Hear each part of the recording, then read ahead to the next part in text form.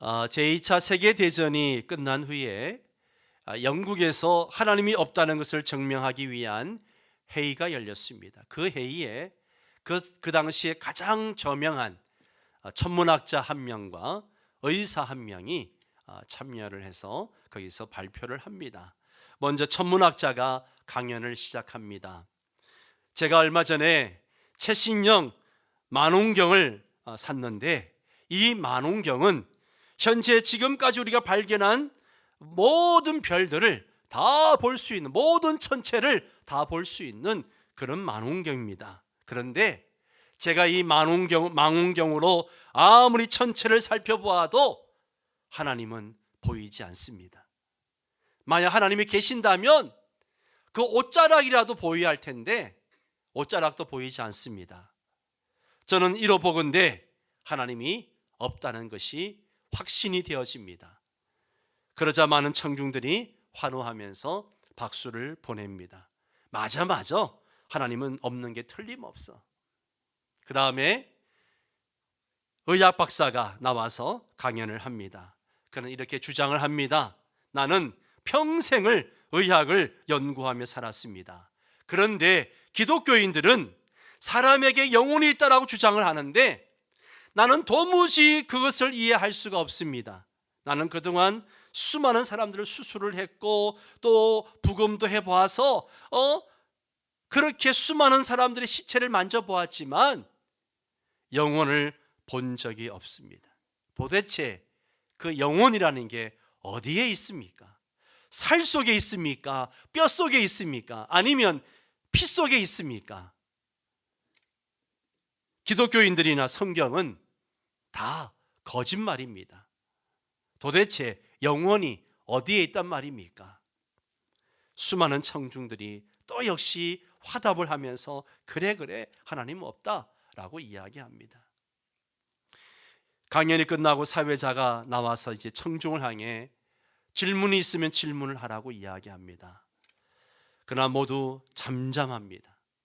사회자는 그러면 이것으로 하나님이 없다는 것이 증명되었기 때문에 회의를 마치도록 하겠습니다 라고 말합니다. 그때 이 맨 앞에 앉아있던 한 할머니가 손을 번쩍 들면서 제가 할 말이 있습니다 라고 하더니만 강단 위로 올라옵니다. 네.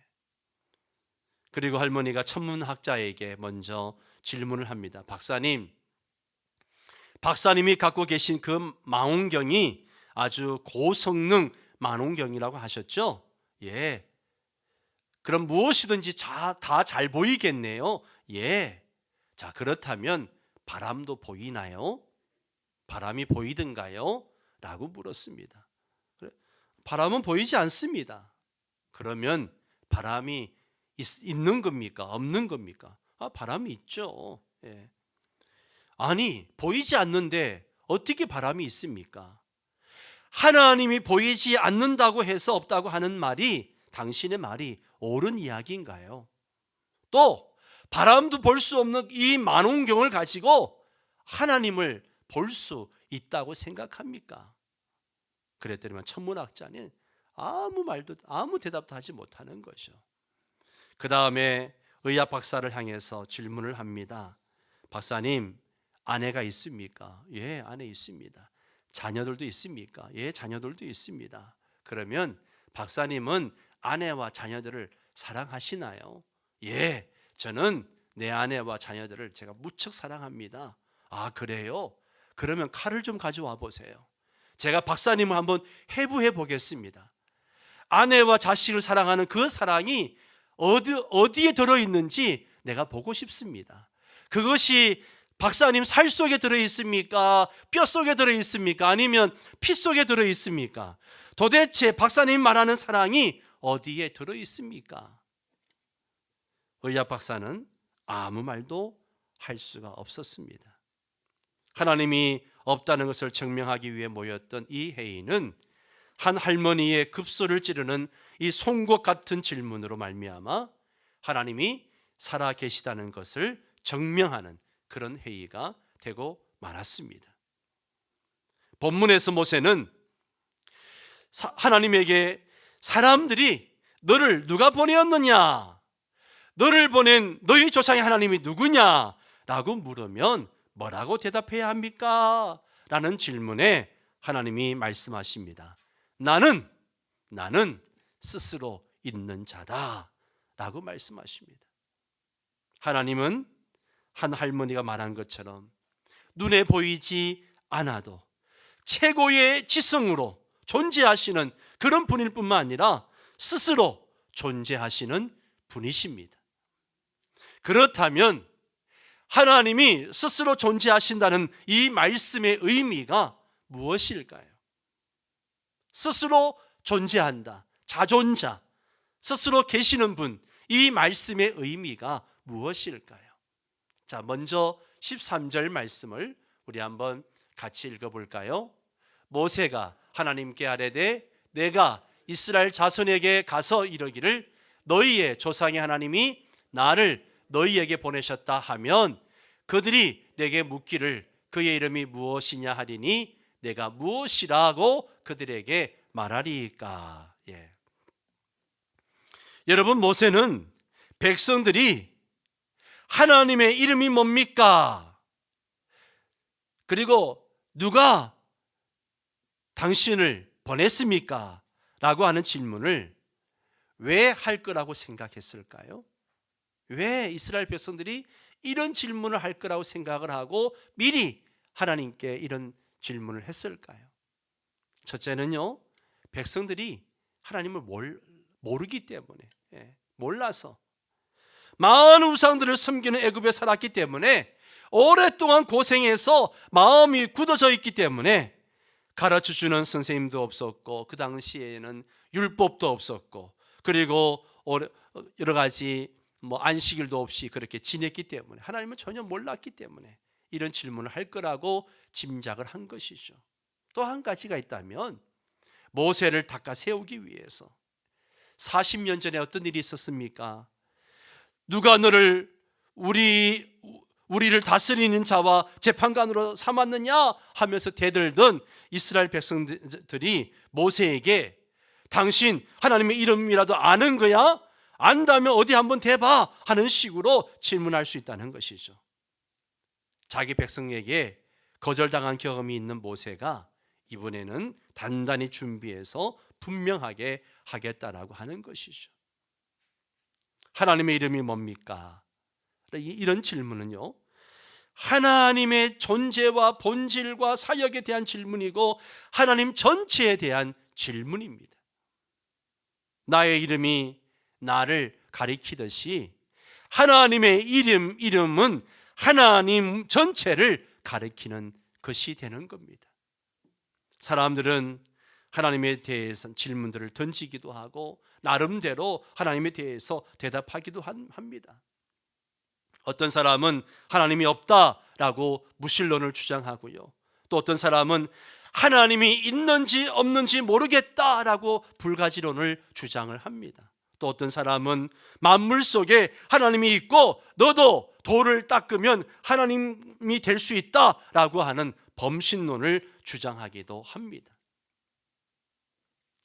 하나님에 대해서 이런 대답을 하는 사람들에게 우리는요, 우리가 믿는 하나님을 분명하게 말해 줄 수 있어야 됩니다. 하나님은 스스로 계시는 분, 자존자라고 분명히 말해 줄 수 있어야 합니다. 상대방이 받아들이든 말든 상관없이 하나님은 스스로 계시는 분이다 라고 하는 진리를 우리는 말해야 됩니다. 나는 스스로 있는 자라고 하는 표현은 히브리어 원문에 보면 예흐예 아세르 예흐예라고 되어 있습니다. 무슨 말인가 하면 나는 나다 라고 하는 그런 뜻입니다. 이것은 하나님의 자기 칭호예요. 하나님은 스스로 존재하시는 분, 스스로 충분하신 분, 스스로 속해 있는 모든 것을 가지고 계신 분, 절대적인 분, 영원하신 분, 불변하신 분이십니다. 하나님은 어떤 존재에도 의존하지 않습니다. 만물과 인간이 하나님에게 의존하고 있습니다. 어떤 것도 하나님의 존재를 위협하거나 하나님의 계획을 꺾을 수 없습니다. 하나님은 만물과 인간을 창조하시고 통제하시지 결코 통제받지 않으십니다. 하나님은 자존성을 가지신 분, 자기 자신으로부터 존재하시는 그런 분이십니다. 어떤 인간이나 어떤 천사도 스스로 나는 나다라고 말할 수 없습니다. 절대자 하나님만이 나는 나다, 나는 스스로 있는 자다라고 하실 수 있습니다. 스스로 계신 하나님이 나를 당신에게 보내셨습니다 라고 하는 것은요, 가장 큰 사명을 위한 가장 확실한 권위입니다. 누구 심부름으로 왔소? 라는 질문에 예, 하나님 심부름으로 왔습니다 대답합니다. 어떤 하나님 말이요? 라는 질문에 나는 나다, 스스로 계시는 하나님이라고 말씀하시는 대답을 우리가 좀 대답을 할 수 있어야 됩니다.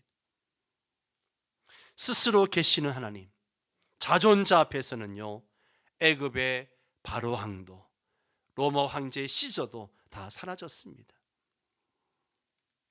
스스로 계시는 이 자존자라는 말은요, 어떤 존재나 어떤 사물에 의해서 창조되지 않고 스스로 존재하시면서 만물과 인간을 창조하시고 다스리시는 분이라는 그런 뜻입니다. 하나님은 욥에게 누가 먼저 내게 주고 나라 하여금 갚게 하였느냐? 온 천하에 있는 것이 다 뭐라고요? 내 것이니라. 예, 그렇게 말씀하셨습니다.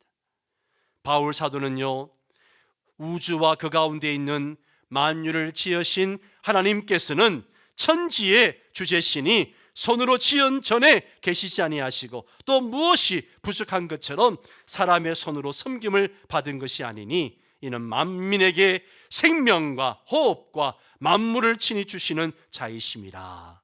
그렇게 이야기했습니다. 하나님께서 인간을 창조하실 때에 뭔가 부족해서 혼자 너무너무 외로우셔서 다른 존재들과 교제가 필요해서 창조하셨다는 것이 아니에요. 만약 그렇다면 하나님은 자신이 행복해지기 위해서, 자신의 인격적인 존재에 완전한 충족감을 느끼기 위해서 인간 존재가 필요했다는 말이 되는 거죠. 만약 그렇다면요, 하나님은 피조물로부터 완전히 독립된 자존자가 못 되는 거죠. 예. 요한복음 17장 5절에 보면 예수님께서 아버지여, 창세전에 내가 아버지와 함께 가졌던 영화로서 지금도 아버지와 함께 나를 영화롭게 하옵소서 그렇게 기도하신 내용이 나옵니다. 성부와 성자 사이에 완벽하게 영광스러운 교제가 이미 창세전부터 이루어져 왔다는 것을 보여주고 있습니다. 성부와 성자와 성령 삼위 사이에 완전한 사랑과 교제와 이 커뮤니케이션이 영원히 있었습니다. 따라서 하나님께서 외로우셔서 인간을 창조하셨다는 것은 있을 수 없는 것이죠. 하나님은 그 존재 자체가 창조되신 적이 없습니다. 하나님은 형성되신 적이 없습니다. 하나님은 만물이 창조되기 전에 영원히 존재하셨습니다. 영원부터 존재하셨습니다. 모세는 산이 생기기 전, 땅과 세계도 주께서 조성하시기 전, 곧 영원부터 영원까지 주는 하나님이 신이다 라고 고백했습니다. 창조자 하나님과 피조물은요, 무한한 차이가 있어요. 사실 이 세상이 존재하는 것, 그 어느 것과 비교할 수 없는 그런 차이가 있습니다. 비교하려고 한다면 저 밝은 태양과 촛불 하나와 차이가 있을 거예요. 저 오디양에 가득한 바닷물과 하늘에 떨어지는 빗방울과 그 차이가 있을 거예요. 그런 차이가 있을 겁니다. 하나님은 창조자이시고 다른 모든 다른 존재와 사물은요 다 피조물이에요. 저와 여러분은 피조물입니다. 모든 피조물은 순식간에 사라질 수 있지만 하나님은 영원히 존재하십니다. 하나님은 창조자와 섭리자로 영원히 존재하시는 스스로 계시는 분, 자존자이십니다.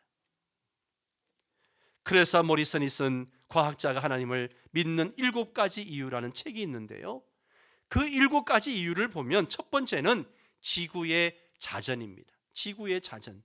지구는 1시간에 16,000km 속도로 자전하는데 더 빠르거나 더 느리게 자전하면 지구는 하루 만에 타거나 얼어붙는다는 것이죠.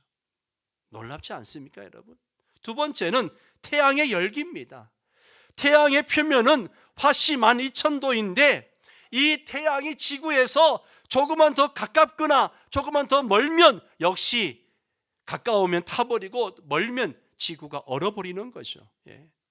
또 지구의 경사입니다. 지구는 23도 기울어져 있는데 만일 지구가 기울어져 있지 않다면 이 남과 북극은요 항상 황혼이 되고 대양에서 올라오는 수증기와 북쪽과 남쪽을 수증기가 이 북쪽과 남쪽을 움직여 가지고 얼음 대륙을 그렇게 남기고는 모든 그 사이의 모든 땅들은요 광활한 사막이 된다는 거예요. 네 번째는 조수의 조절입니다. 바닷물의 조절이죠. 달은 지구에서 24만 마일에 떨어져 있는데 달 때문에 하루에 바닷물이 민물과 쓴물이 조수가 일어납니다. 만일 달이 조금만 더 가까우면 조수가 심해져 가지고요 하루에 2번씩은 지구의 가장 낮은 지역은 다 물바다가 되고 다 파괴되고 물에 잠기고 말 것입니다. 다섯 번째는 창조의 균형입니다. 지구 표면이 조금만 더 두꺼우면 산소가 없어서 동식물이 살 수 없을 것입니다. 그리고 대기권이 조금만 더 얕으면 1초에 6에서 40마일로 달리는 유성들이 지구 위의 모든 물질들을 들어와서 다 태워버릴 거라는 것이죠. 그래서 하나님은 적당하게 지구의 두께를 만드셨고 또 이 대기권도 하나님이 적당하게 만드셔가지고 유성들이 들어올 때에 땅에 닿기 전에 거의 다 태워지게끔 그렇게 만드신 거죠. 여섯 번째는요 생명의 사실이에요. 식물과 동물과 인간의 생명은 그냥 그저 생긴 것이 아니라 창조주의 존재를 알려주고 있습니다. 저와 여러분이 존재한다는 것은 곧 하나님이 계시다는 걸 알려주는 거예요. 마지막 일곱 번째는요 동물들의 지혜입니다. 꿀벌과 거미와 연어와 여러 동물들, 그들이 움직이는 것들을 보면 어떻게 연어가 그렇게 강 상류에서 태어나가지고 바다로 갔다가 또 이제 그가 알을 낳으려고 그 태어난 곳까지 거슬러 올라가는지, 죽기를 각오하고 올라가서 거기서 새끼를 낳고 알을 낳고 또 생을 마감하고, 참 너무너무 신기하죠. 이 모든 것들이 다 창조주의 존재를 증명한다는 거죠. 여러분, 지구가 스스로 적당하게 돌게 하시는 분이 누구십니까? 태양이 지구에서 적당한 거리에 떨어져 있게 하시는 분이 누구십니까? 지구가 적당하게 기울어져 있게 하시는 분이 누구십니까? 달이 지구에서 적당한 거리에 떨어져 있게 하시는 분이 누구십니까? 지구의 표면이 적당하게 두껍게 하시고 대기권이 적당하게 얇게 하시는 분이 누구십니까? 동물과 식물과 인간에게 생명을 주시는 분이 누구십니까? 동물에게 지혜가 있게 하신 분이 누구십니까? 그분은 바로 스스로 계시는 우리 하나님 아버지이십니다. 하나님은 만물과 인간을 창조하실 뿐만 아니라 창조하신 만물과 인간을 돌보십니다. 돌보세요. 샨이라는 사람이 나폴레옹에게 객심죄를 지어서 감옥에 갇혔습니다. 감옥에 갇히면서 가족들과 친구들과 모든 사람들에게 버림받은 이 절망감 속에 빠져가지고요, 감방 안에 들어가가지고 벽에다가 아무도 돌보지 않는다, 그렇게 써놨어요. 감방에다가 아무도 돌보지 않는다. 어느 날 감옥 바닥에 그 돌 틈 사이로 어떤 식물이 떡잎이 올라오는 거예요. 그 식물을 가만히 보니까 이제 감옥 그 작은 창문을 통해 들어온 햇볕을 받고 이 식물이 점점점 자랍니다. 그래서 이 샤니가 간수가 매일 갖다 주는 물을 조금씩 그 식물에다 부어줬어요. 그랬더니만 이게 점점점 자라가지고요, 아주 예쁜 아주 하늘색 꽃을 피웠습니다. 식물이 꽃을 활짝 피웠을 때 샤니는 벽에 썼던 글씨, 아무도 돌보지 않는다라는 글씨를 다 지웠어요. 그리고 뭐라 썼는가 하면 하나님이 돌보신다라고 썼습니다. 그런데 이야기가 여기서 끝나지 않습니다. 옆방의 제수의 딸이 가끔씩 면회를 오는데 이 샤니의 감방에 있는 꽃을 보고 너무너무 이뻐하고 좋아합니다. 그리고 샤니가 그 꽃을 너무너무 좋아하는 것을 좋게 본 거예요. 이 이야기가 나폴레옹의 영부인 조세핀의 귀에까지 들어가게 되죠. 조세핀은 꽃을 그렇게 헌신적으로 사랑하는 사람이라면 절대 나쁜 사람일 수 없습니다. 그렇게 나폴레옹을 막 설득해가지고 조세핀을 그 샤니를 석방하도록 만들었습니다. 샤니는 그 꽃을 집으로 가져와서 잘 길렀습니다. 무엇보다도 놀라운 것은 샤니는 그 꽃을 통해서 하나님을 믿게 되었다는 것이죠. 하나님은 아름다운 꽃이 절망에 빠진 샤니의 감방에서 피어나게 하셨습니다. 하나님은 꽃을 통해서 아무도 돌보지 않아 라고 하는 샤니의 절망감을 하나님은 돌보신다라는 희망감으로 바꾸어 주셨습니다. 하나님은 여러분을 부모님을 통해서 창조하셨고 여러분을 돌보십니다. 여러분이 고통당하실 때, 여러분이 힘들어하실 때, 아무도 돌보지 않아 이런 절망감을 느낄 때, 바로 그때 하나님은 희망의 새싹이 돋아나도록 여러분을 돌보시고 여러분에게 은총을 베풀어 주십니다. 그분이 바로 우리 하나님 아버지십니다.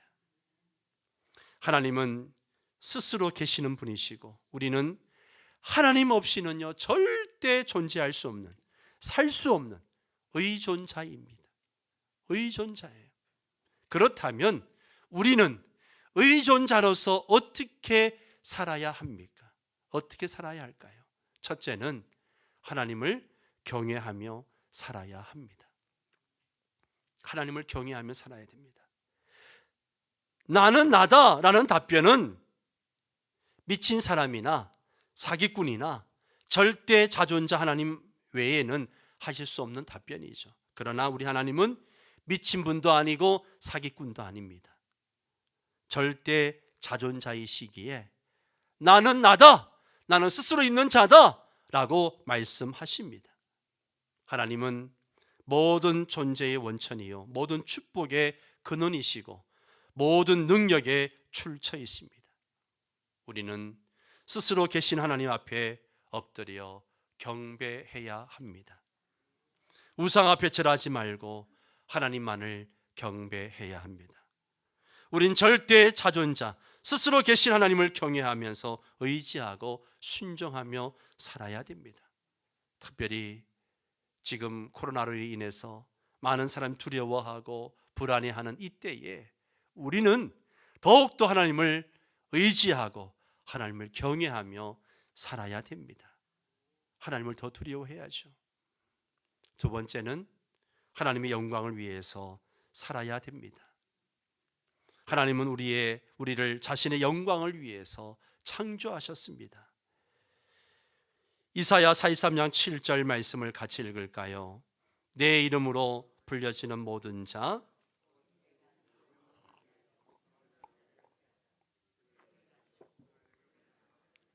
아멘, 아멘. 우리는 우리를 창조하신 하나님께 영광을 돌려야 합니다. 우리 주 하나님이여 영광과 존귀와 능력을 받으시는 것이 합당하오니 주께서 만물을 지으신지라 만물이 주의 뜻대로 있었고 또 지으심을 받았나이다.